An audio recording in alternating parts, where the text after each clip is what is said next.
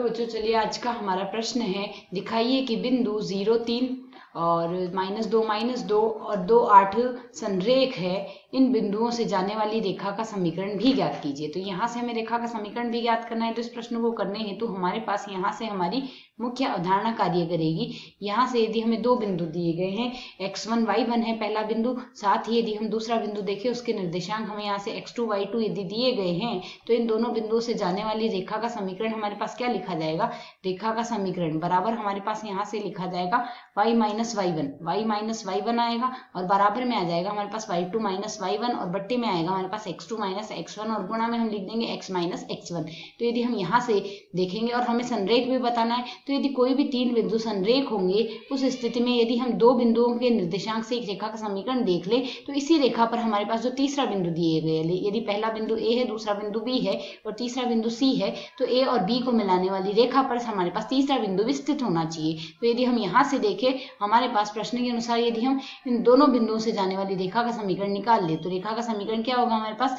0, 3 व -2 से जाने वाली रेखा का समीकरण, जाने वाली रेखा का समीकरण हमें यहाँ से निकालना है। तो रेखा का समीकरण हमारे पास यहाँ से क्या बनेगा? y माइनस y1 अर्थात y माइनस का 3 आएगा और बराबर में आएगा y2 माइनस y1 -2 माइनस का 3 आएगा, यहाँ से -2 माइनस 3 लिख देंगे और बट्टे में हम लिखेंगे, बट्टे में आएगा हमारे पास x2 माइनस x1 अर्थात -2 माइनस 0 गुणा में आएगा x माइनस 0। इसे यदि हम सरल कर ले, समीकरण क्या आ जाएगा हमारे पास? y माइनस 3 और बराबर में आएगा माइनस का 5 बट्टे माइनस का 2 गुणा में आ जाएगा x। इसे यदि हम और सरल करें, माइनस से माइनस काट देंगे और सरल करने पर मान बन जाएगा 2y माइनस का 6 बराबर आ गया 5x के।